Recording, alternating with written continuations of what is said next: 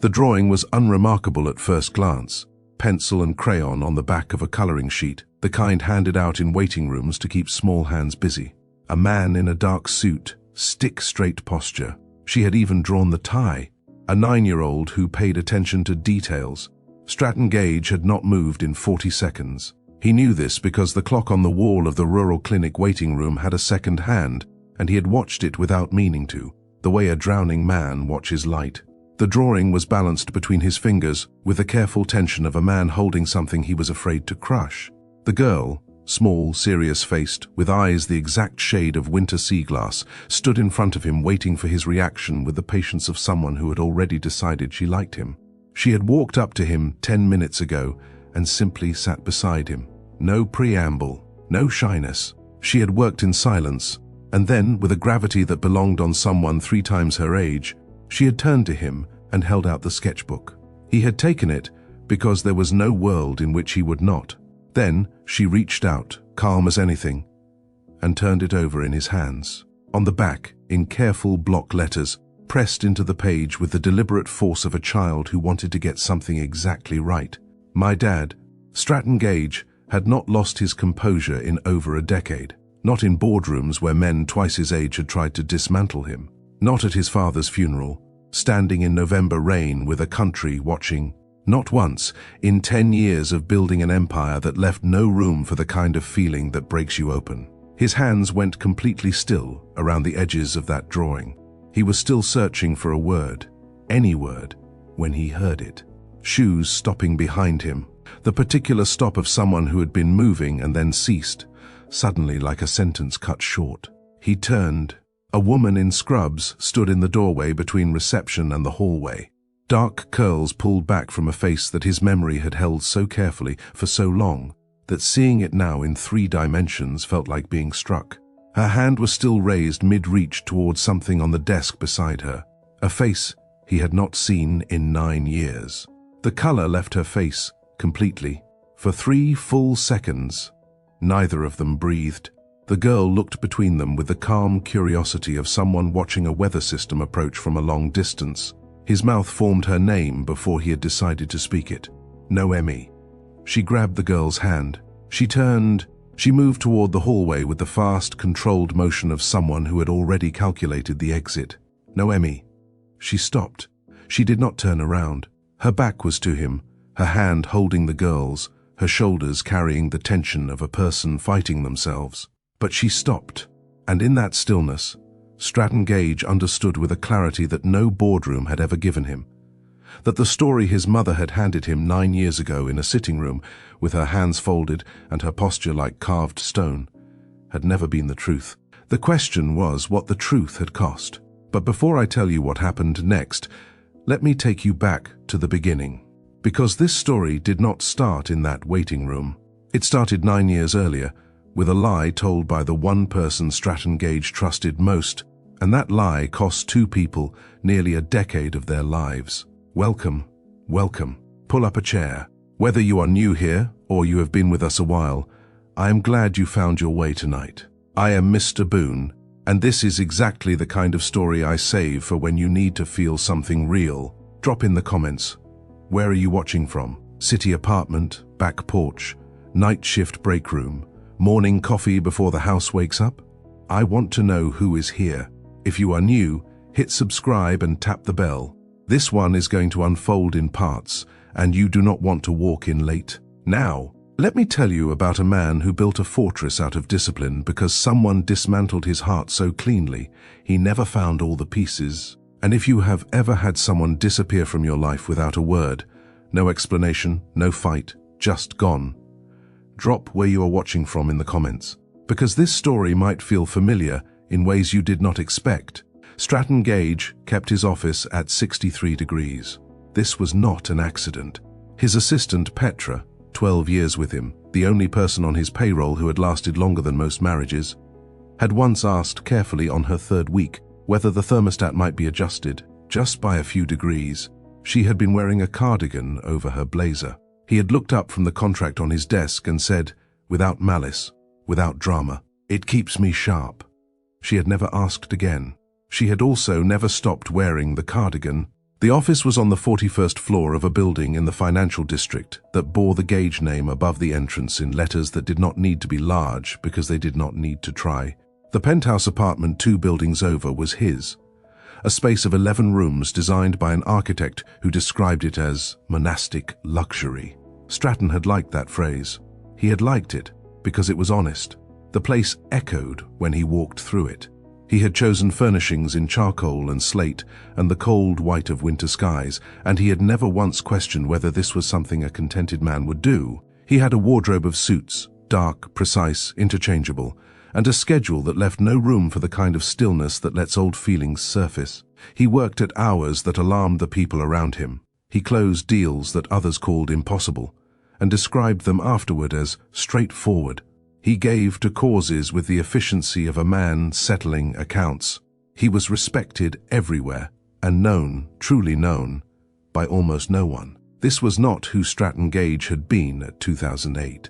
But that man, the one who had laughed easily, who had kept the office warm, who had once rearranged his entire Tuesday because someone he loved had a difficult shift and needed company at 11 at night, that man had been quietly put away 9 years ago. Not dramatically, not with any particular decision, just the slow, methodical way a person adapts to what is no longer available to them. Her name was Noemí Velasquez, and on a Tuesday morning in March 9 years ago, she had simply ceased to exist in his life.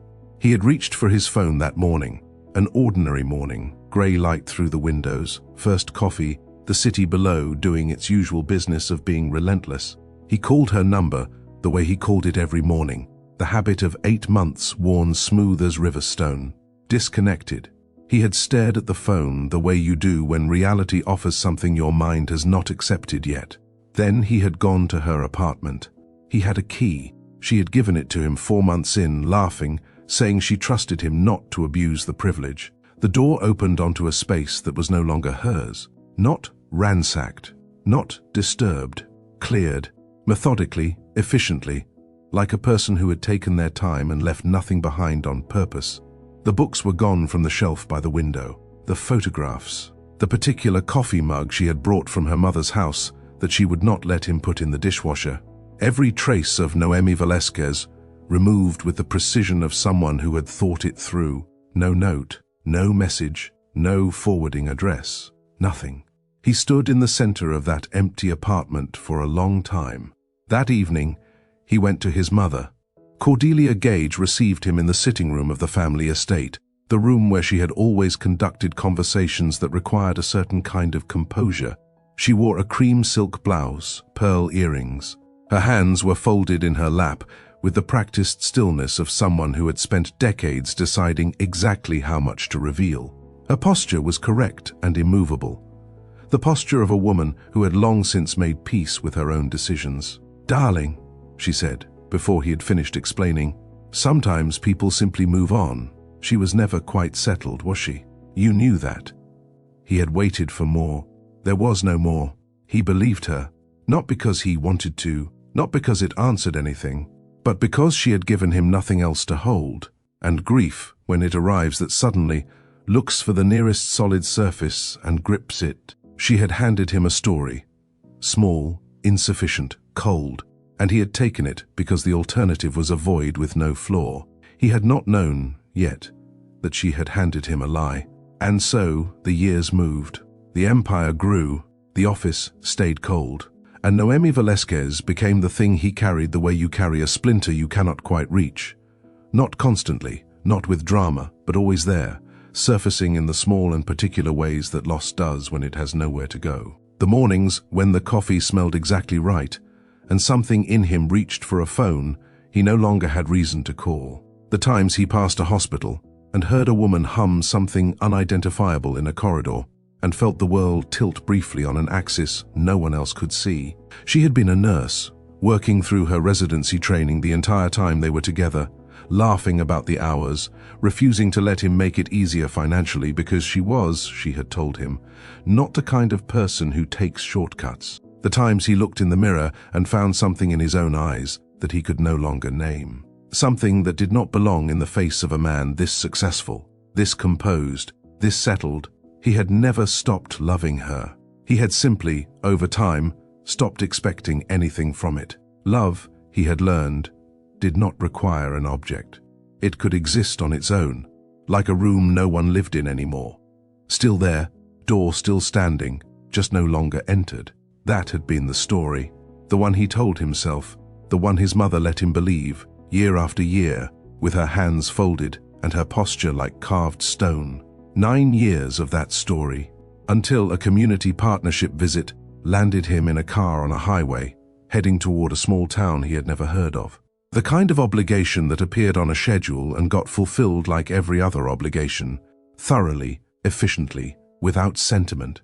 He had not known what was waiting for him there. He had not known about the clinic, or about a 9-year-old girl who paid close attention to details, or about the locket she carried in the front pocket of her sketchbook. He had not known that the truth he had stopped looking for had never stopped waiting. And that was where the waiting room was. That was where the drawing was.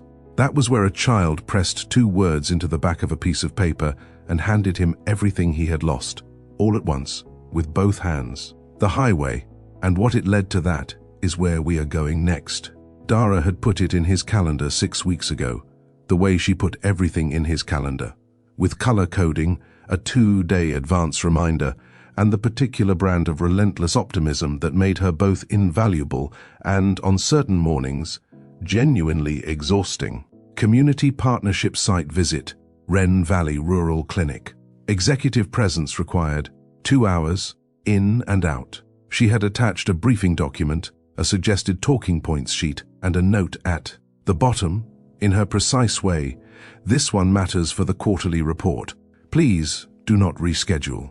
He had not rescheduled, he rarely did, which was precisely why people like Dara continued to put things in his calendar with confidence. Gage Pharmaceuticals had been expanding its charitable division for the better part of 3 years, reduced cost medication programs, rural supply chains, clinic partnerships in towns that existed hours from the nearest hospital with a full trauma wing. It was good work. Stratton believed in it with the same methodical conviction he applied to everything. But belief did not always mean presence. And presence at a hand-painted clinic in a town he needed a map to locate was the kind of task that moved from desk to desk in his senior leadership team until, as Dara had phrased it with the diplomatic precision of someone who knew exactly what she was doing, it landed where the calendar had room. Stratton's calendar always had room. He said yes before she finished the sentence. The drive was 2 hours on a flat highway that offered nothing in the way of distraction and everything in the way of space. Fields on both sides, wide, quiet, indifferent to the black company car moving through them at a steady 70 miles an hour. His driver had offered music once at the start of the journey and accepted the headshake without comment. Stratton watched the landscape through the window. There was something about flat country he had never fully made peace with. It asked nothing of you, made no demands, imposed no drama, and still managed to make a person feel small. Not the way mountains make you feel small, which comes with a grandeur that absorbs the feeling. The flatness just let you sit with it. He worked through emails on his phone for the first 40 minutes, then stopped. The signal had thinned to nothing, and the emails felt beside the point out here in a way they never did in the city. He put the phone face down on the seat beside him and watched the fields. When the clinic appeared, it was exactly what the briefing document had implied without quite stating. A single-story building, whitewashed, with a hand-painted sign above the entrance that someone had taken real care with. The lettering clean, even if the sign itself had weathered several seasons. The parking lot needed resurfacing. 3 cars were angled in ways that suggested the lines had faded past usefulness. A child's bicycle leaned against the exterior wall, locked to a pipe with a combination lock, tassels on the handlebars moving faintly in the wind. Stratton stepped out of the car. The air smelled of cut grass and distance. He adjusted his cufflinks, left, then right, the small private ritual of composure he had performed before walking into rooms for the better part of a decade, straightened his jacket and went through the front door. The waiting room announced itself before his eyes had fully adjusted to the interior. Hand sanitizer on a table by the door. A coffee station with a machine that had seen better years, offering the thin smell of coffee that had been sitting since early morning. Plastic chairs in 3 colors, blue, green, a faded orange. arranged around a room that was doing its absolute best with what it had. What caught his eye, and held it longer than he expected, were the drawings. Children's artwork covered the walls the way it can only accumulate gradually, taped with masking tape at slightly different heights, overlapping at the edges, bright with the kind of color that children use before the world teaches them that some feelings are better dialed down. Suns with faces, families with triangular houses, something that might have been a horse. He stood in front of them for longer than he had intended. The receptionist waved at him from behind the desk with the casual warmth of someone who had decided long ago that warmth cost nothing. She did not appear to recognize him. She did not appear to care that his suit represented more than most people in this town earned in 3 months. Stratton returned the wave with an awkward half lift of his hand that Petra would never have allowed in a professional setting. The clinic director was waiting in the short hallway beyond reception, a compact, energetic man who shook hands with both of his and spoke at a pace that suggested genuine enthusiasm rather than performance. The tour was brief, thorough, and honest. No attempt to hide what lacked funding. He showed Stratton the supply cabinet with the gaps where medications ran out before the month did. He showed the 2 exam rooms, one of which shared its space on Thursdays with a visiting physiotherapist. He talked about his patients the way people talk about neighbors, with familiarity and real concern. Stratton gave the correct responses and meant every word. Remarkable work, genuinely an honor. We will ensure the supply chain is reliable. That will not be a question again. He said them not because they were on Dara's talking points sheet, but because standing in this building, looking at those medication shelves, he felt the conviction that had driven the charitable division in the first place. Some things were straightforward, even when the logistics were not. The meeting concluded in the director's office with a handshake and a photograph that Dara would use for the quarterly report. Stratton thanked him. The director thanked him back with the gratitude of a man who had spent years asking and was still surprised when asking worked. He was 3 steps from the exit when it happened. Not a sound, not a touch, a feeling. The particular shift in a room when something in it has changed, the way air pressure changes before weather turns. He could not have explained it. He simply stopped walking and turned around. She was in the corner of the waiting room. He had not noticed her during the tour. She was small, 9 or perhaps 10, with dark curls escaping a braid that had clearly been tidier at some earlier point in the day, a purple sweater, a size too large, sleeves rolled back to free her hands. She had a sketchbook open on her knees and was drawing with the focused intensity of someone who had learned to make use of waiting time. But she was not looking at her sketchbook. She was looking at him. The look was not startled or shy.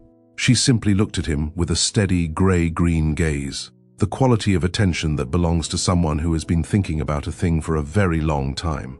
He became aware of it the way you become aware of something that has already been present long enough to settle. Then she reached into the front pocket of the sketchbook and pulled out a locket. Small, gold, worn at the clasp in the way of something handled often. She opened it, looked at whatever was inside, then looked at him, then at the locket again. Her hands went very still. He went back to the car. He told himself it was nothing. A child, a locket, a coincidence of expression. He sat in the car. He told himself this twice. Then Dara called about the return schedule, and he answered and discussed logistics and told himself once more. He went back inside to collect the briefing documents he had left on the director's desk. She was still there. She stood the moment he walked through the door with a decisiveness that did not belong in the body of a child. She crossed the waiting room in straight, deliberate steps and held out the sketchbook. He took it because there was no world in which he would not. The portrait stopped him completely, done in pencil, with the confident line of a child who had been drawing seriously for years. The set of his jaw, the specific angle of his shoulders, the way he had sat at the conference table with his arms forward and his hands flat. She had drawn him from across a waiting room in the 20 minutes he had been in a meeting. From a single passing look, not a version of him, exactly him. He looked at the drawing. He looked at her. She reached out, calm as anything, and turned the sketchbook over in his hands. On the back, in block letters, blue marker, pressed with the careful certainty of a child who wanted to get something exactly right. My dad, The waiting room went absolutely silent around him, though nothing in it had changed. Now listen, if that moment just stopped your heart, you are exactly where you are supposed to be. Hit that like button right now, because what comes next changes everything. He was still holding the drawing when he heard it. Shoes stopping behind him. Quick, sharp, the stop of someone who had been moving and then ceased without warning. He looked past the girl. A woman in scrubs stood in the doorway between the reception area and the hallway. Dark curls. Her hand still raised mid-reach for something on the desk beside her. A face that his memory had held so carefully for so long that seeing it now in 3 dimensions felt like being struck. 9 years collapsed into 4 seconds. His mouth formed her name before he had decided to speak it. Noemí! She grabbed the girl's hand. She turned. She moved toward the hallway with the fast, controlled motion of a person who had already calculated the exit. Noemí! She stopped. She did not turn around. Her back was to him, her hand holding the girl's hand, her shoulders drawn with the tension of a person fighting themselves. But she stopped, and in that stillness, Stratton Gage understood, with a clarity that no boardroom had ever given him, that his mother's story, the one he had carried for 9 years, the one she had handed him in a sitting room with folded hands, had never been the truth. The question was what that truth had cost. The clinic director moved with the quiet efficiency of a man who had spent years reading distress in small rooms. He appeared in the waiting room doorway within 30 seconds, said something low and kind to the girl, and the head nurse came from somewhere further down the hallway with a packet of colored pencils and an offer that apparently required the immediate expertise of a 9-year-old. They went. The waiting room emptied of everyone except the receptionist, who found something urgent to attend to at the far end of her desk. Small towns, red rooms.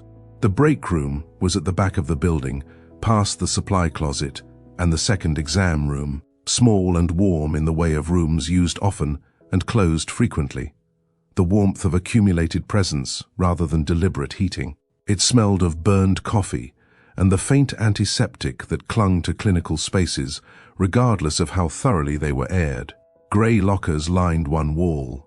A round table sat in the center with 4 mismatched chairs, 2 plastic, 1 wooden, 1 borrowed from an office and never returned. A corkboard above the counter held shift schedules, laminated emergency protocols, and a photograph of the clinic staff at what appeared to be a summer gathering, everyone squinting pleasantly into the sun. Noemí sat across from him with her arms folded tight across her chest, and her eyes fixed on a point slightly to the left of his face. Not quite at him. Not quite away, the position of someone who had decided to be in this room, but had not yet decided what that meant. She had taken off her lanyard and set it on the table between them, and that small act, the removal of the thing that said who she was here, felt significant in a way he could not entirely explain. Stratton sat with his hands flat and open on the table. He had reached for his cufflinks twice without thinking, the reflexive reach for composure that years of boardrooms had built into muscle memory, and both times he had caught himself and stopped. His hands stayed flat. He waited. The silence lasted long enough to become its own kind of conversation. Then Noemí drew a breath, slow, measured, the breath of someone who has been deciding for a very long time, and has finally arrived at the deciding. She said, "Your mother came to my apartment." He did not interrupt. He had learned long ago that the most important conversations required the discipline of stillness. And he held that now with everything he had, because he could feel the ground shifting beneath the words before they fully arrived. Cordelia had come while he was in Boston, a merger negotiation that had required 4 days of his physical presence. He remembered calling Noemí from the hotel the second evening, the call going to voicemail, thinking she was on shift, leaving a message whose content he could no longer recall. He had come home to a city that still had her in it. At that point, he had not known those were the last days. Cordelia had sat in Noemí's kitchen. Noemí said it with a flatness that suggested she had rehearsed this, or perhaps told it to herself so many times over 9 years that the words had worn smooth. She had sat at the small table by the window, the one with the uneven leg, and she had set a folder on the surface between them. The folder contained documentation, fabricated malpractice records, a formal complaint, already filed, attached to Noemí's nursing registration. Allegations of medication irregularities across 2 facilities where she had done her rotations. A separate page detailing a theft allegation. None of it was real. Every word of it had been constructed. But Noemí had been 24 years old. She had carried student loan debt with the focused determination of someone who intended to pay every cent herself. She had a nursing license she had spent her entire adult life working toward. She had no attorney, no resources, and a folder on her kitchen table that, real or fabricated, had the capacity to end everything she had built before it had fully begun. Cordelia had then placed a check on top of the folder. Stratton's hands, flat on the table, did not move. $3 million. Drawn from the Gage Foundation, not Cordelia's personal account, but the Foundation's charitable arm. The money that existed to fund programs exactly like the one that had brought him to this clinic today. Used instead to remove a 24-year-old woman from her son's life with the quiet efficiency of a business transaction. Disappear quietly, Cordelia had told her. Or the file moves forward. Noemí had looked at the check and the folder for a long time. Then she had taken the check, left the folder, walked to her bedroom, and begun to pack. She had cleared the apartment in 3 days, methodically, with the precision of a person who had made a decision they could not afford to examine too closely, because examining it would mean not making it. The room was very quiet. Stratton said it quietly, because it was not a question so much as an arithmetic he had already completed. Standing in a waiting room with a drawing in his hands and a pair of grey-green eyes looking up at him with the calm certainty of a child who had already decided she knew him. You were pregnant. Noemí's gaze moved, for the first time, fully to his face. Yes. She had known for 2 weeks and had been waiting for the right moment, not because she was afraid, but because she had wanted the reality of it to settle in her own understanding before she said it aloud.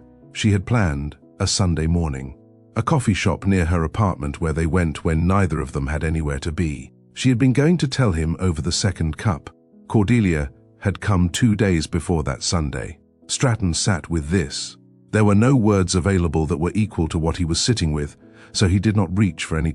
He let it exist in the room. 9 years of it, the full weight of the Sunday morning that had never happened. The coffee shop, the second cup, the thing she had been going to say. She told me, Noemí said, that you knew. He looked at her. She told me you had been consulted, that the 2 of you had discussed it. Her voice was even, but the effort of keeping it even was visible in the way her jaw set slightly between sentences. She said you agreed it was the cleanest solution. Those were the words she used, the cleanest solution. He understood now the full architecture of it. Not just that Cordelia had driven Noemí out, but that she had ensured Noemí would not come back. That even if the check stopped mattering, even if the fabricated file became irrelevant, the belief planted in Noemí's mind that the man she loved had helped to erase her would hold, had held for 9 years. I didn't, he said. The 2 words were inadequate, and they were all he had. I know, she said it without drama. I have known that for a long time. The version of you I knew was not capable of that. It took me years to separate what she told me from what I actually knew to be true. She paused, but knowing it and letting you back into our lives are 2 very different things. As she said this, her arms, which had been folded tight across her chest since she sat down, lowered. She pressed her palms flat on the table, the same position as his. He noticed it and did not say so, and she did not appear to notice she had done it, which somehow made it mean more. Have you ever discovered that someone you trusted completely had been lying to you for years? That the story you shaped your life around was something someone else had written and handed you? That the grief you carried, the years spent in a cold office telling yourself it keeps me sharp, all of it had been built on a foundation that was never real? Because that is what was sitting in this break room, between 2 people and a round table and 4 mismatched chairs. 9 years of a fiction that had cost both of them everything.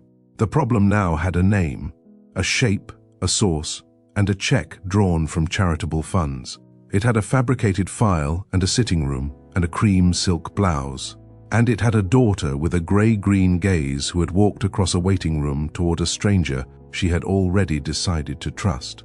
He asked the question the way you ask something you have been holding for 30 minutes, turning it over, knowing there is no right moment, asking anyway. What is her name? Something moved across Noemi's face, soft, quick, and unguarded. There and gone, in less than a second. The most unguarded thing he had seen her do since she stopped in that hallway. Blythe, she said. But here is the question that has been sitting beneath all of this. The one that changes everything that came next. Noemí took that check.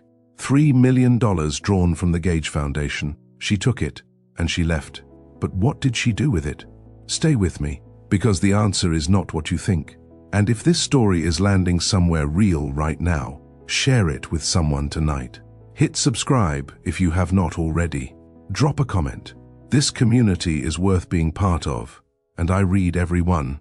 The next part is where everything shifts, and you do not want to arrive late. He did not call ahead. This was deliberate. Cordelia Gage had spent 50 years arranging every room she entered before she arrived in it. The seating, the lighting, the emotional temperature, the precise distance between herself and anything she did not wish to examine. Calling ahead would have given her time to arrange this one too. He was not going to give her that. The drive from Wren Valley to the Gage estate took an hour and 40 minutes on roads that changed character gradually, flat highway giving way to regional roads. Then the kind of streets where the houses sat far enough back from the curb that you could not see them clearly from a passing car, which was entirely the point. The private road to the estate was a mile long, lined on both sides with oak trees so old they had grown into each other overhead, branches extending and meeting like the clasped hands of people who had held on for so long they had forgotten the original reason. On another day, in another state of mind, he might have found it impressive. Today it felt like driving through the interior of something that had been sealed too long. The house appeared at the end of the road the way it always did, gradually, and then all at once. Cream and ivory, which had always been Cordelia's preference, everything from the exterior stonework to the window frames maintained in the palette of a woman who associated color with disorder, fresh flowers in every visible window, delivered twice weekly from a florist who had held the account for 22 years and knew better than to deviate from the standing order. From outside, in the late afternoon light, the estate looked exactly as it always had, composed, immaculate, and entirely at peace with itself. Stratton parked, adjusted nothing, and walked through the front door. The housekeeper, who had been with the family since before Stratton could walk, appeared in the entrance hall with the practiced calm of someone accustomed to unexpected arrivals. She told him that Mrs. Gage was in her study and asked if she should announce him. He thanked her and said no. Cordelia's study was at the east end of the ground floor, a room that had been her domain for as long as the house had been hers to manage. Large dark wood desk positioned to face the door, so that anyone who entered was immediately in her sight line, and she was immediately framed by the window behind her. Light at her back. Controlled order on every surface. Monogrammed note cards stacked at the right corner of the desk with the precision of someone who considered correspondence a form of authority. A single pen lay parallel to the desk's edge, exactly parallel. The way things are placed in rooms designed to make visitors feel slightly off balance before they have said a word. She was at the desk when he opened the door. She looked up, and the smile arrived in the same motion, smooth, calibrated, stopping precisely at the level of her eyes, which remained cool and assessing behind the warmth of the expression. "Stratton, darling." She set down what she was holding. "I was not expecting you." He closed the door behind him. The latch clicked. He stood between the door and the desk and did not move toward the chair angled to receive visitors. He did not sit. "Tell me about Noemí Velasquez," he said. The smile did not drop. It adjusted, a fractional recalibration, a slight settling into something more careful. But it did not drop. Her right hand, which had been resting near her pearls in the absent way she had when thinking, went still. One beat, two. Then she lowered it to the desk with the deliberateness of a woman who had been prepared for this conversation, if not today, then at some point. "Where have you been?" she asked, which was not an answer. "I have been in Wren Valley." A longer pause. Then, "I see. You went to her apartment," he said. "You brought a file." She held his gaze. She did not flinch. "I ensured," Cordelia said, with the measured enunciation of someone making a careful distinction. That a young woman who was wholly unsuitable for your life made a decision. That allowed you to build something extraordinary. Everything you have, Stratton, everything this family represents, that required clarity of focus and the right circumstances. You fabricated a complaint against a 24-year-old nurse with student debt and no attorney, he said. And then you wrote her a check from the foundation. The foundation, she had not expected that detail. Her chin lifted slightly, the micro-movement of someone recalculating. He said, "She was expecting our child." The room went very quiet. Cordelia's expression did not collapse. It paused, then recalibrated, exactly as it had before, not receiving new information, adjusting to the fact that he now had it. "That," she said, with a precision that he found more difficult to tolerate than any display of guilt would have been, "is precisely why it needed to be handled quickly." He looked at his mother, the woman who had arranged his childhood with the same controlled order as the objects on her desk, who had been at every significant moment of his life, in the right clothes, with the right words, with flowers in every room, who had handed him a story 9 years ago, and had watched him carry it, and had continued to write her monogrammed note cards and sleep without interruption. "I have a daughter," he said. "You have an empire." The words arrived with a flatness that was not cruelty. It was something worse than cruelty. It was sincerity. She believed it completely. On the scale in her mind, the empire did not require deliberation.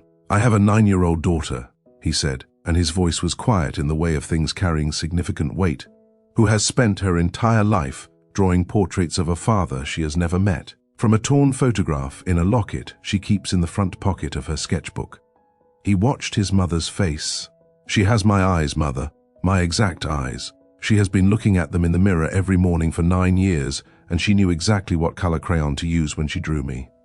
Cordelia said nothing. "She walked across a waiting room today and handed me a drawing," he continued. "And on the back, she had written 2 words.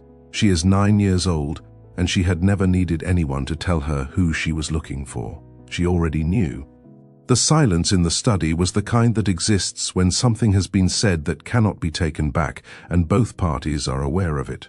Then the most chilling thing settled over him. Not a sudden realization, but a confirmation of what he had been circling since he walked through the door. Cordelia was not surprised. She had not been surprised when he said, "Wren Valley." She had not been surprised at the child's age. She was a woman who kept order, and keeping this, knowing it, holding it, arranging the flowers around it for nearly a decade, had been simply another form of management. She had known about Blythe. Not every detail, perhaps, but the essential fact of her existence for a very long time. He picked up his coat. "Clear your schedule for next Tuesday," he said. "I will be presenting to the board. The check you drew from the foundation exposed it to legal liability, a matter the independent directors have a fiduciary obligation to address. My legal team will handle the documentation." He moved toward the door. "Stratton!" Her voice remained composed, still composed, even now. He paused at the door. He did not turn around. Behind him, he heard the faint sound of her fingers finding her pearls. The small click of contact. Then silence. The pearls released. He walked out. "Now, I want you to pause right here and drop it in the comments. What would you have said to Cordelia in that room?" Because Stratton held it together. He kept his voice level, made his point, and walked out. "I genuinely do not know if I could have managed that. Tell me what you would have done, because this community always has something worth saying, and I want to read every single one." He had not called ahead this time either, but for an entirely different reason. This was not strategy. This was the particular uncertainty of a man who had negotiated terms across conference tables on 4 continents and had no reliable framework for what he was walking into. He had driven back to Wren Valley the following Saturday morning and sat in his car outside the address Noemí had written on a prescription notepad, torn off and handed to him without ceremony, and he had looked at the small house for 4 full minutes. Before he got out, Noemí was in the doorway before he reached the front step. She had not dressed for the occasion in any direction. No performance of formality, no performance of casual ease. She was simply herself, in a dark green sweater and jeans, hair loose, arms folded across her chest, with the quiet authority of a woman who had been the sole load-bearing wall of a family for 9 years and knew exactly how much weight that required. She had told him on the phone 2 days earlier that she would think about it. Then she had called back the following morning and said, "Saturday, 11 o'clock, and there are terms." He had said, "Whatever you need." She walked him through them now, standing in the doorway, not moving aside yet, her voice even and unhurried. Blythe knew. They had talked, not everything, not all at once, but the essential truth, that he was her father, that he had not known about her, and that he was here now because he wanted to be. Blythe had questions. Noemí had not coached her on what to ask, because coaching Blythe on what to ask was, she said, approximately as useful as trying to direct the weather. He would answer honestly. He would not deflect. He would not manage. If the answers were uncomfortable, that was the price of nearly a decade, and he would pay it without making Blythe feel responsible for the discomfort. "And if she tells you she wants to stop," Noemí said, "you stop. No conversation, no extension, no asking for 5 more minutes. She says stop, and it is done for the day." "Understood," he said.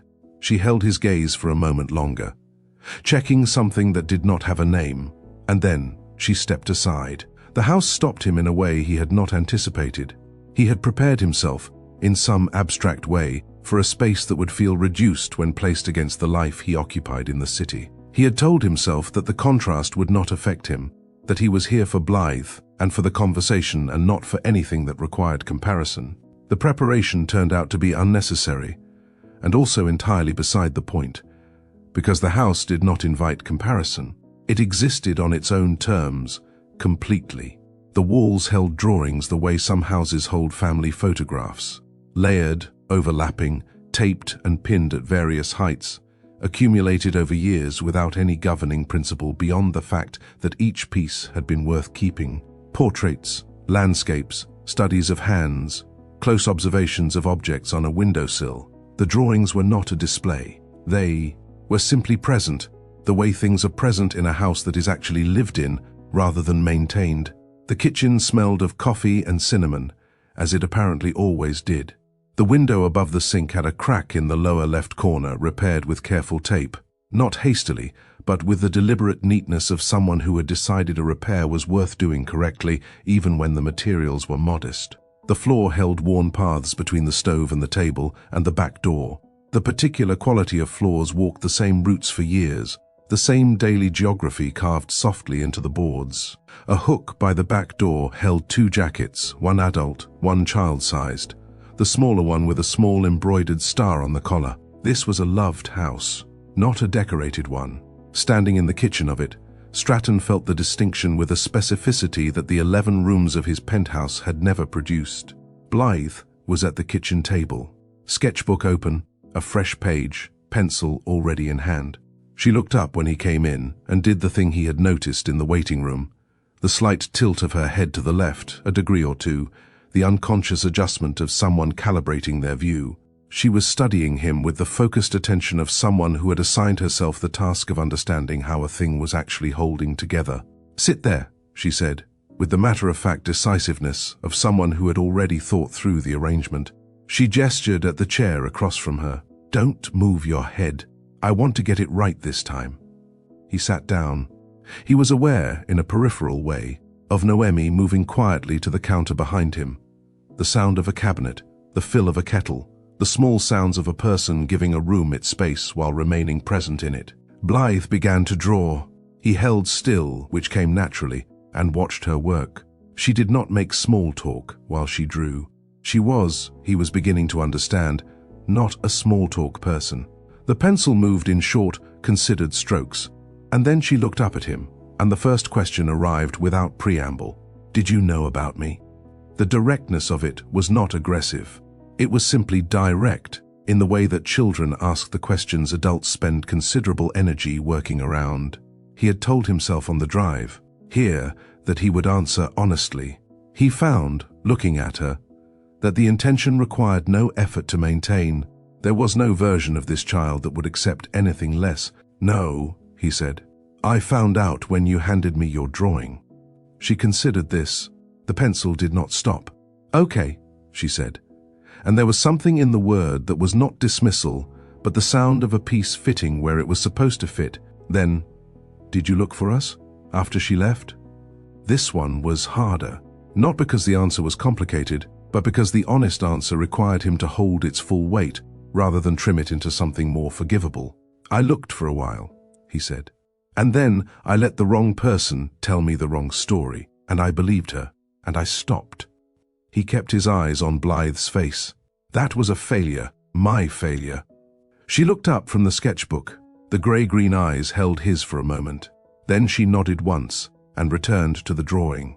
Whatever she had been measuring, the answer had landed where it needed to. The kitchen was warm and quiet. Outside, something moved in the yard. A bird probably crossing past the window. And then it was still again. "Do you like who you are?" The question arrived the way her questions arrived, without warning, without softening, simply present in the air of the kitchen the way the smell of coffee was present. Something real and impossible to ignore. He was aware of the pencil having gone still. He was aware of Noemí, behind him, having also gone still. He did not reach for a polished answer. There was no polished answer available to him in this kitchen, in this chair, under this particular gaze. "I like what I have built," he said. "I do not always like who I have been while building it." Blythe looked at him. Not the calibrating look, not the studying look. A different look. The look of someone who has just heard a thing confirmed that they already suspected. "I already knew that," she said quietly. Then she looked back down and began to draw again. He did not know what to do with the feeling that moved through him in that moment, so he sat with it, which was the most honest thing available to him. He sat with it and let it exist. The way he was learning, slowly, that some things needed to be allowed to exist rather than managed into silence. She turned the sketchbook around when she was done. The portrait was not technically flawless. The proportions shifted slightly, the left side of the jaw sitting heavier than the right in the way pencil portraits do when an artist is still developing their eye for symmetry. But it was true. That was the word that arrived when he looked at it. Not accurate. True. She had drawn something in the set of his shoulders and the expression around his eyes that no one had ever caught before, because no one had ever been given this particular angle. The angle of a man sitting across a kitchen table, stripped of every professional defense, answering questions about failure to a 9-year-old with his exact eyes. It was, without question, the most honest portrait that had ever been made of him. Behind him, quietly, Noemí set a coffee cup on the table near his elbow. He heard the soft sound of her tucking her hair behind her ear, a gesture unchanged in 9 years, in a kitchen in Wren Valley, and something in him recognized it before his mind had caught up. He looked at the drawing for a long time. That evening, after Blythe had gone inside to watch a film, she had announced this with the same decisive efficiency she brought to everything, standing up from the table and stating, "I am going to watch something now," as though this concluded the formal portion of proceedings. Noemí came out to the porch. She was carrying a folder, not the slim kind, the kind that holds things carefully, the kind you keep, because what is inside matters, and you have never been entirely sure what to do with it. She had kept it for nearly a decade, and what was inside that folder? That is the part that broke him. The evening had settled over Wren Valley the way evenings do in small towns. Gradually, without announcement, the light shifting from late afternoon gold to something quieter and more amber. The porch caught the last of it through the trees at the edge of the yard, and the swing moved faintly. Not quite enough to be called movement, just the small restlessness of something suspended. Through the screen door, in fragments, came the music from whatever Blythe was watching. Bright and recurring, the kind of score that belongs to a story where the outcome is not in doubt, and the journey is the point.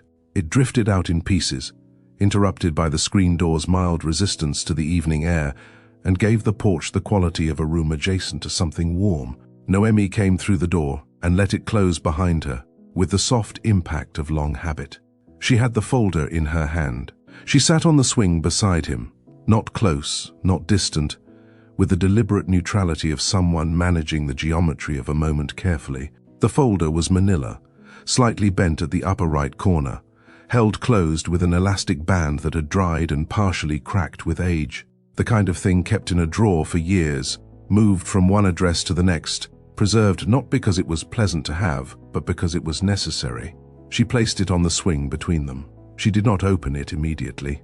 She looked at the yard for a moment, at the trees at the edge of it, at the particular quality of an evening that was doing nothing except being an evening. "I need you to hear me," she said. Her voice was level, but something underneath it was closer to the surface than before. "What I'm about to show you matters more than anything else I have said today." He looked at the folder. He did not reach for it. She opened it herself and took out the papers, holding them at a slight angle so that the porch light, warm and slightly orange, softening everything it touched, fell across them clearly enough to read.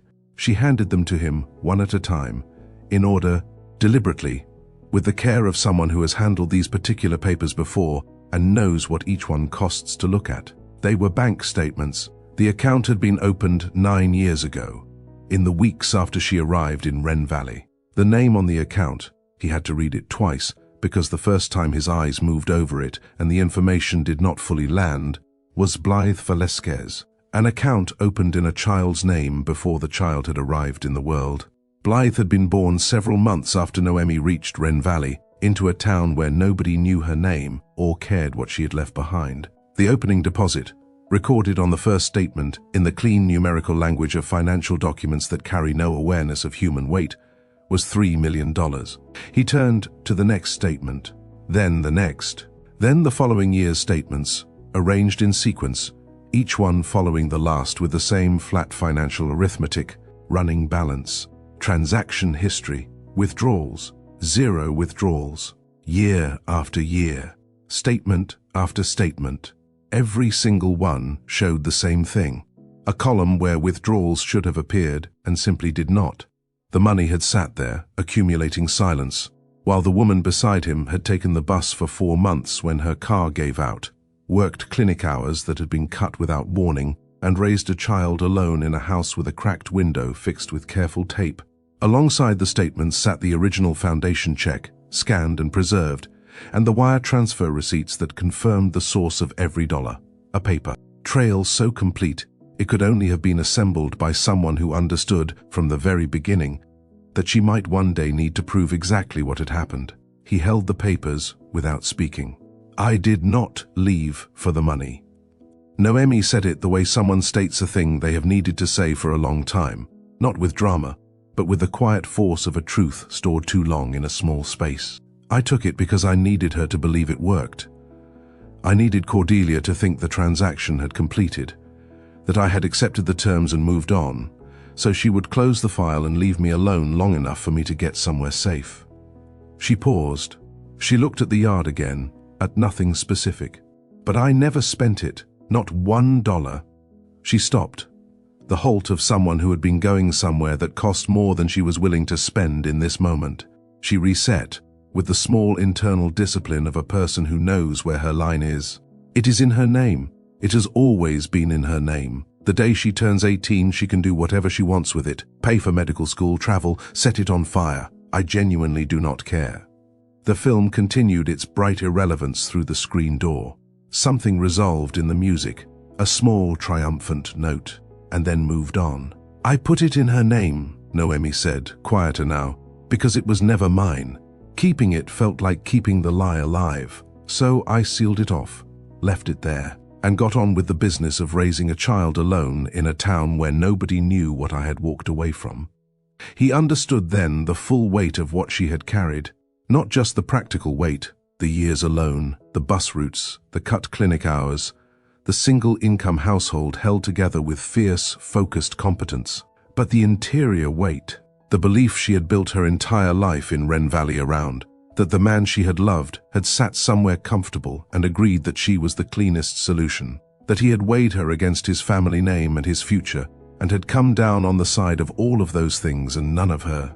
She had raised Blythe inside that belief, had looked at her daughter's grey-green eyes every morning and carried, somewhere beneath a love that was clearly enormous and unconditional, the understanding that those eyes belonged to a man who had chosen not to know they existed. And yet, She had given Blythe a locket with a photograph.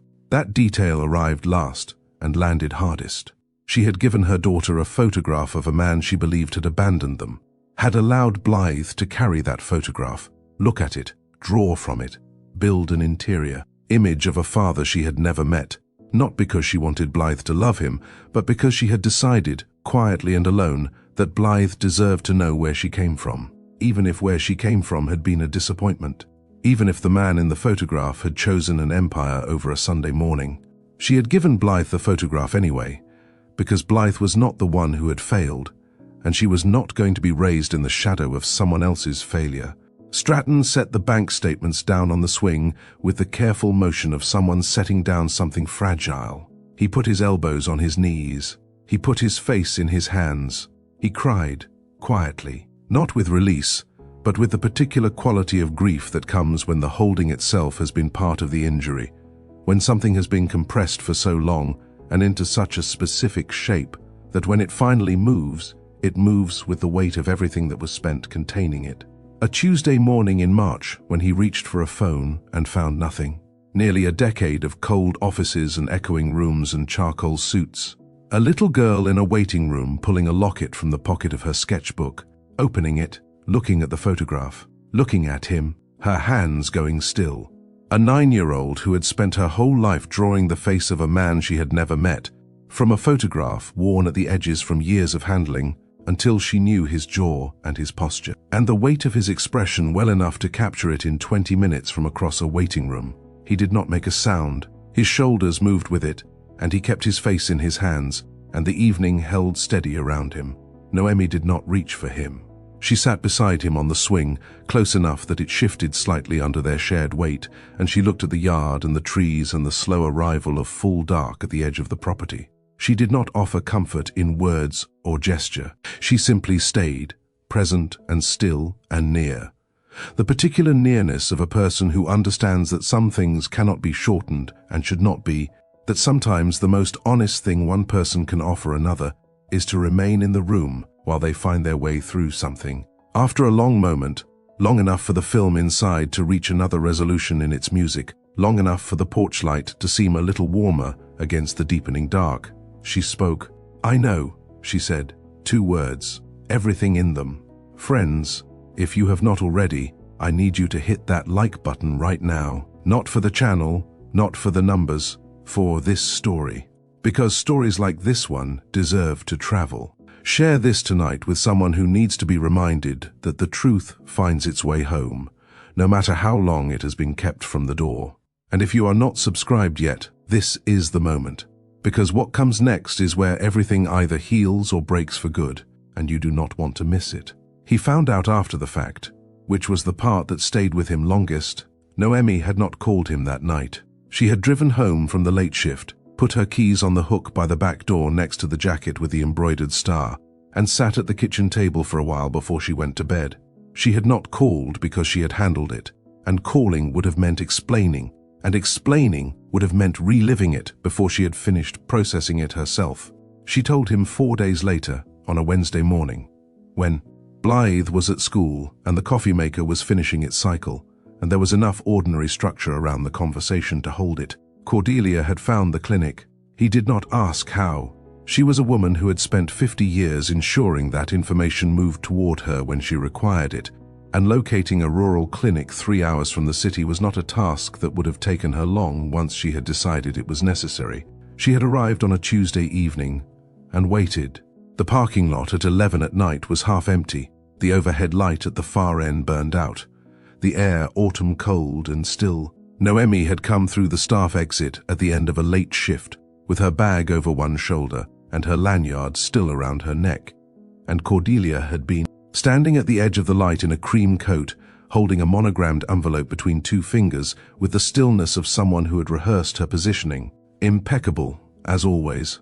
Every surface of her correct. Noemí had stopped walking and waited for whatever was coming, because there was no version of Cordelia Gage appearing in a half-lit parking lot at 11 at night that ended without something being said.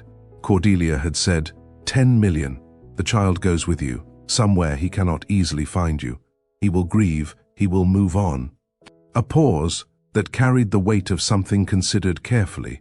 He always has. Stratton sat at Noemi's kitchen table and listened to this with his hands flat on the surface, and he was aware that his hands were the only part of him entirely still. He always has, those 3 words, the calm, factual certainty of them, the institutional knowledge embedded in them, the particular cruelty of Cordelia using his own grief as evidence of its repeatability. She had watched him grieve the first time. She had managed the aftermath, handed him a story, and then observed from the appropriate distance as he compressed everything he felt into discipline and ambition and a cold office. She had catalogued that process. And then she had gone to a parking lot and used it as a selling point.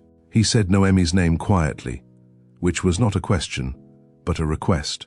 "Tell me the rest." Noemi had not taken the envelope.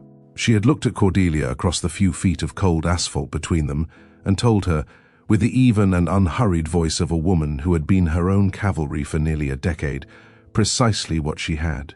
Every document from 9 years ago, the fabricated complaint which Noemi had kept, not because she had planned to use it, but because disposing of it had never felt right, had always felt like losing evidence of something she needed to be able to prove to herself on the difficult days. The original foundation check, scanned and stored in 3 separate locations, wire transfer receipts confirming the source of every dollar, bank statements showing nearly a decade of 0 withdrawals, and a clear, specific, dated account of every word Cordelia had said in her kitchen that afternoon, written down the same night, in the detail of someone who understood immediately that what had happened needed to be recorded.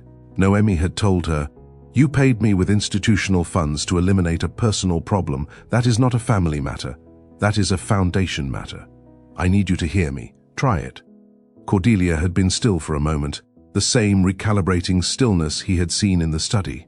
Then she had said, "You are making a significant mistake." Noemi had looked at her for a moment before answering, "I have made harder ones," she said. "I survived those too."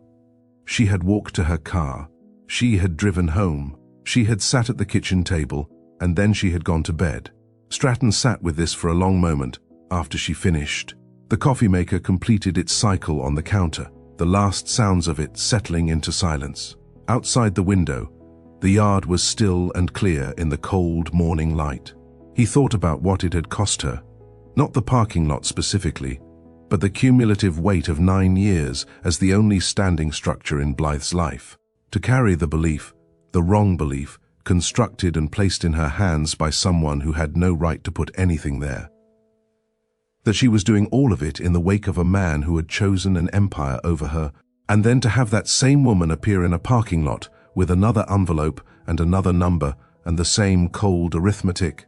He said, "I am removing her from the foundation board." He said it with the flatness of a thing already decided. Outside counsel has been briefed. The independent directors were informed yesterday. The documentation from 9 years ago draws a direct line between foundation funds and what amounts to coercion and defamation of a private individual. The board has a fiduciary obligation to address that exposure. I have a legal team that is very good at their work, and they are in agreement. Noemi looked at him across the table. "And," he continued, "I have a personal obligation that does not require a legal team, one I should have been held to nearly a decade ago." She did not say anything immediately. She looked at the table for a moment, then got up, poured 2 cups of coffee, set one in front of him, and returned to her chair. It was not forgiveness, and it was not a declaration. It was a cup of coffee on a Wednesday morning, and it was enough for now. And both of them understood that the board meeting was on a Tuesday. The irony of a Tuesday was not lost on him. The room was one he had conducted 100 meetings in. Long mahogany table, oil portraits of Gage men running the length of the east wall. The portraits arranged in chronological order, so that you could watch the collars change across generations, while the expressions stayed essentially the same. Outside counsel sat to his left. The 4 independent directors occupied the middle stretch of the table with the careful neutrality of people who had reviewed the documentation and understood exactly what they were present to witness. Cordelia was at the far end of the table. A cream blouse, different from the one 9 years ago, but the same palette, the same precision. Hands folded on the table in front of her, perfect and still, the way she was always perfect and still. Which he now understood was not composure but armor. The distinction was one he should have arrived at much sooner. Outside counsel read the document. The language of it was careful and complete. The foundation's legal exposure, the fiduciary breach, the transfer of board governance to the independent directors pending formal restructure of the charitable division's oversight committee. Cordelia listened with the expression of someone deciding between two responses and taking her time with the decision. When the reading concluded, the room was quiet. "You are making this choice," she said. "Not a question, a notation." "Yes," he said. "You are choosing her over your family." He looked at his mother across the length of the mahogany table, past the water glasses and the folders and the oil portraits with their unchanging expressions.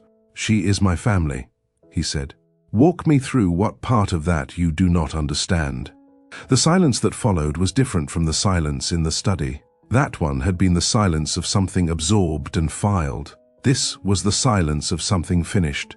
The distinction was in Cordelia's face, not in any dramatic alteration of her expression, which remained composed throughout, but in the slight settling of something behind it, the way a structure settles when a decision has been made about it that cannot be revisited. She rose from her chair. She reached into the leather folio in front of her and withdrew an envelope. Personal stationery, her initials monogrammed at the top left, her handwriting inside in the careful cursive she had used for every significant communication of her adult life. She set it on the table in front of her with deliberate precision that was its own kind of statement. The way everything Cordelia did was its own kind of statement. She walked to the door with the posture of a woman who intended to be remembered leaving a room correctly. At the door she turned. "You will regret this," she said. He said nothing. He held her gaze until she looked away, which took a moment, and then she was gone, and the door closed behind her with a quiet, final latch. He sat alone in the boardroom for a while after the others had filed out with their folders and their careful professional courtesies. The room ran cold, something about the old construction and the high ceilings that the building's systems had never fully resolved. He sat in that cold and looked at the oil portraits on the wall and thought about what each of those men had built and what they had decided was worth building and whether any of them had ever sat in this room and felt the particular quality of rightness that comes not from a good deal closed or a difficult decision executed, but from finally being on the correct side of something that mattered. He reached for his cufflinks, left, then right. The small ritual of composure, performed now in an empty room for no audience. He noticed himself doing it and did not stop. He thought about a purple sweater a size too large, a sketchbook held out with both hands, a 9-year-old who had walked across a waiting room toward a stranger she had already decided to trust, with a certainty he had done absolutely nothing to earn and that she had given him anyway, because she was, it turned out, that kind of person. Her mother's child in that, and in a great many other things. He took out his phone and typed without drafting, because the right words were simply the true ones, and the true ones were immediately available. He typed, "I am on my way back. If Blythe is still awake, do not rush her to bed." He set the phone face up on the mahogany table and waited for the reply. Outside the windows, the city was doing its usual business of being relentless. He did not find it particularly interesting today. Today it was simply what stood between him and the road to Wren Valley, and he was prepared to move through it as quickly as the drive would allow. Cordelia showed up twice with an envelope and a number. Twice she walked into the life of a woman she had underestimated, and twice she left without what she came for. If you know someone who believes that love is a transaction, that every feeling has a price and every person has a point at which they will fold, share this story with them tonight. And drop in the comments, did Stratton do the right thing? I want to know where you stand. Blythe was awake. He had half expected this, had half hoped for it, in the quiet way of a person who does not yet feel entitled to hope for things. And when he knocked on the door of her room and heard the immediate, alert, "Come in," of a child who had not been anywhere near sleep, something in his chest moved in a way he was still learning to identify. The room was small and painted sage green. Drawings covered the walls with the same layered density as the rest of the house, but in here the arrangement had a different quality, not accumulated so much as considered, each piece in a position that suggested deliberate placement. The walls of a person who knew exactly what she wanted to look at when she woke up and when she fell asleep. A stack of books occupied the nightstand with the structural confidence of a stack constantly added to and never fully resolved. The lamp beside it threw warm, low light across the room, and in that light, Blythe sat cross-legged on her bed with the sketchbook in her lap and the pencil held loosely in her right hand. She looked up when he came in, the same evaluating tilt of her head, slightly left, the same as it had been in the waiting room and at the kitchen table. He was aware of it now in a way that was no longer unsettling but had become, in the space of several weeks, simply part of how he understood her. "I have something to show you," she said. She set the sketchbook aside and leaned over the edge of the bed, reaching underneath it with the practiced confidence of someone who knew exactly where things were in her own space. What she pulled out was a cigar box, old, wooden, the corners worn smooth with years of handling. The varnish on the lid had softened and warmed with age, and the edges where small hands had held it repeatedly showed the particular polish of something genuinely loved. She set it on the bed between them, in the space she had made when she moved to give him room to sit. "You can open it," she said. He opened it.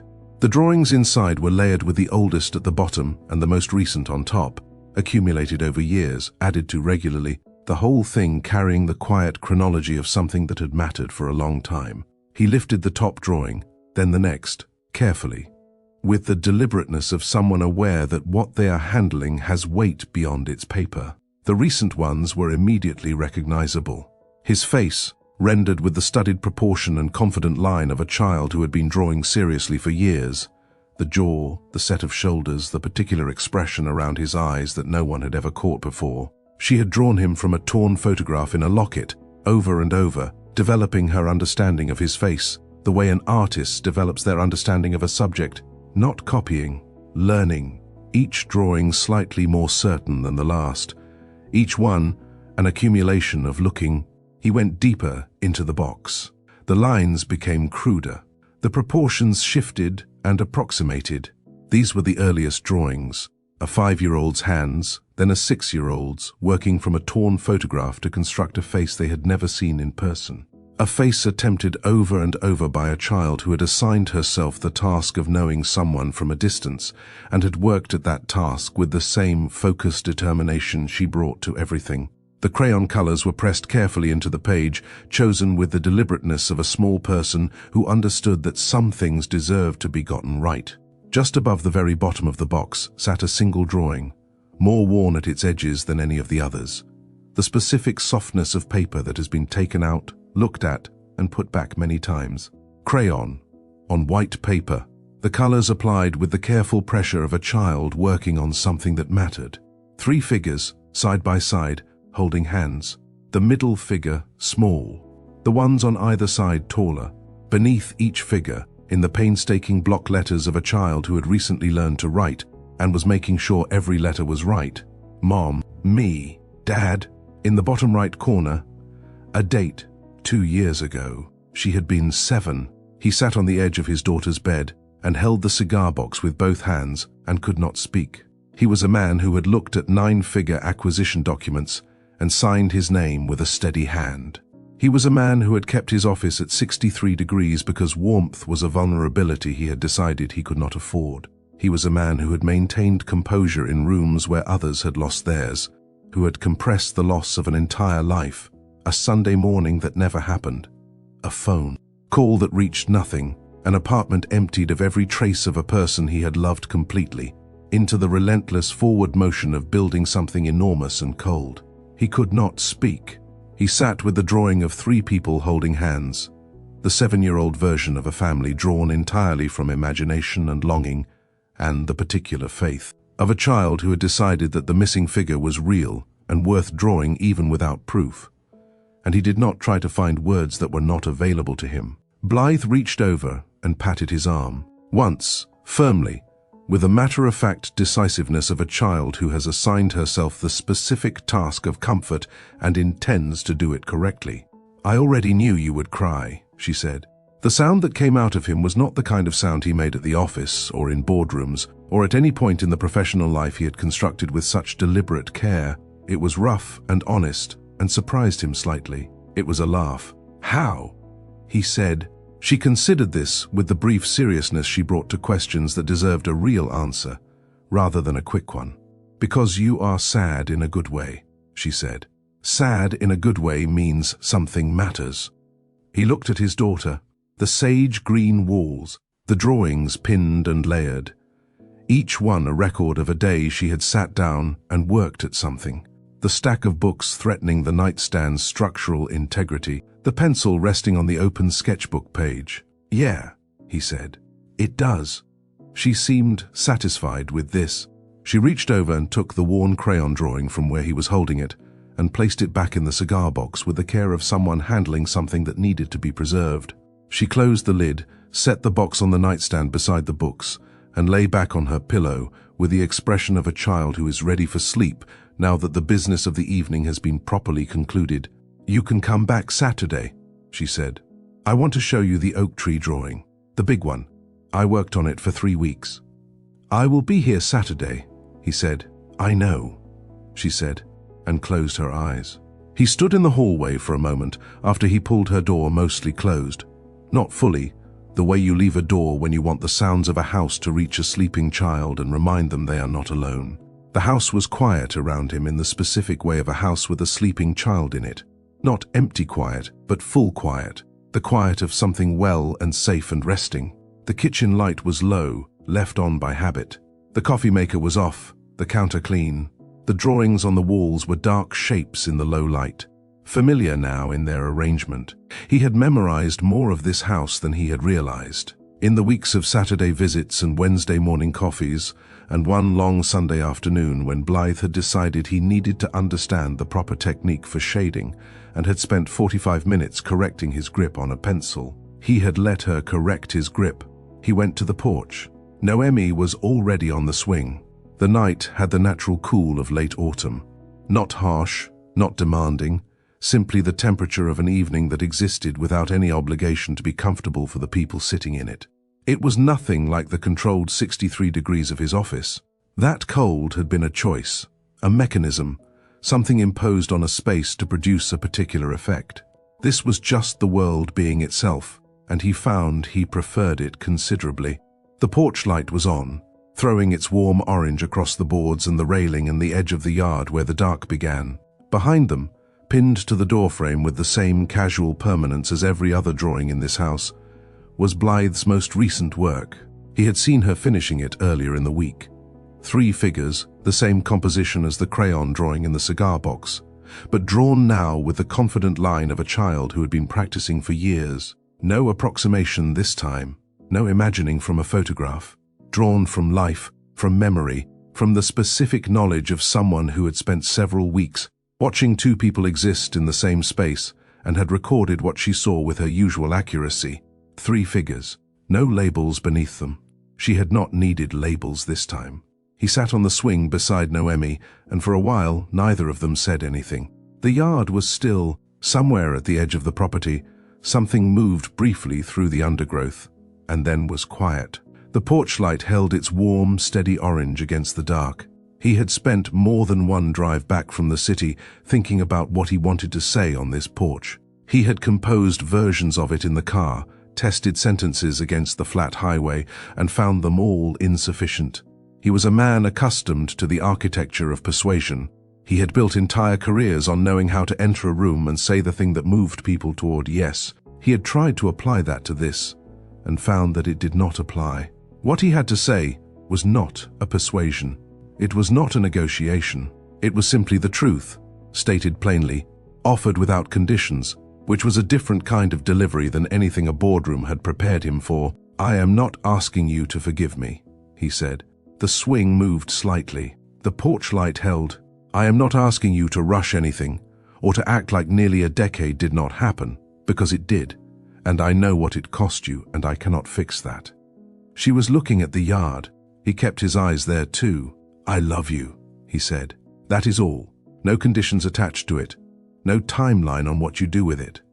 He paused, I spent 9 years putting that feeling into buildings and meetings and a thermostat set to 63 degrees, and none of it worked because it was not where the feeling was supposed to go. He looked at his hands, resting on his knees. I love you. That is all I have. I just needed you to know that it survived all that time with nowhere to go. I think it was always going to. The night held the words without comment. Noemí was quiet for a long time. He did not fill the quiet. He had learned, in this house, that quiet was not a problem to be solved. She had built her life here one deliberate piece at a time. The job, the house, the worn paths on the kitchen floor, the cigar box under the bed, the folder kept across 3 addresses because some part of her had understood that the truth would eventually need proof. She had done all of it, carrying a belief that had been constructed and placed in her hands by someone who had no right to put anything there. She had done it alone, and she had done it well. And what she had built did not come down in one night. It was not supposed to. It had been built by a woman who understood that walls made from real things take real time to come down, and that rushing the process does not make it happen faster. It only damages the person inside them. Love, for her, was not a feeling you announced. It was a thing you proved over time with your actual choices and your actual presence and the specific weight you were willing to carry on behalf of another person. Trust was different from love. Trust was the slower architecture. Trust had to be built from the ground up, one Saturday at a time, one Wednesday morning at a time, one corrected pencil grip at a time. He understood this. He was not waiting for a declaration. He was prepared to earn the slow way. Then, without looking at him, she reached over. Her hand found his and settled there. Not tightly, not with the urgency of something long denied. Simply, the way you set something down in the place where it was always meant to be. The way you reach for something real when you have been holding its absence long enough that the reaching itself is a kind of rest. He did not squeeze back. He did not need to. The swing moved slowly in the cool evening air. The porch light held its orange warmth against the dark. Through the screen door, so quiet it was less a sound than a presence, came the steady rhythm of a child breathing in sleep. The even, untroubled peace of someone who had, for the first time in 9 years, gone to sleep knowing that both people in her drawings were in the same house and intended to remain there. The porch light flickered once, brief, soft, then steady again. On the doorframe, in the warm orange light, Blythe's latest portrait held its position against the night. 3 figures, drawn from life. The lines sure and practiced and true. No labels beneath them because she had not needed labels. She had known who these people were long before tonight. She had known it in a waiting room, from across a room, with a locket open in her hands and a certainty that no one had taught her and no one could have taken away. She already knew. Love that is real does not die when it is buried. It waits. And the truth, no matter how long it is held back from the door, finds its way home through the people who were never meant to be apart. Friends, thank you for pulling up a chair and sitting by the fire with me tonight. This story earned every minute you gave it, and I am grateful you were here for all of it. If it moved you, and I believe it did, I need you to do 3 things before you go anywhere. Hit that like button. Share this with someone tonight who needs to hear that the truth finds its way home. And if you have not subscribed yet, now is exactly the moment, because the fireside does not go cold, and there is always another story worth telling. And drop a comment. Tell me, what would you have done with that $3 million? I read every single one, and I want to know who was here tonight. This is Mr. Boone. I will see you next time by the fireside. Stay warm,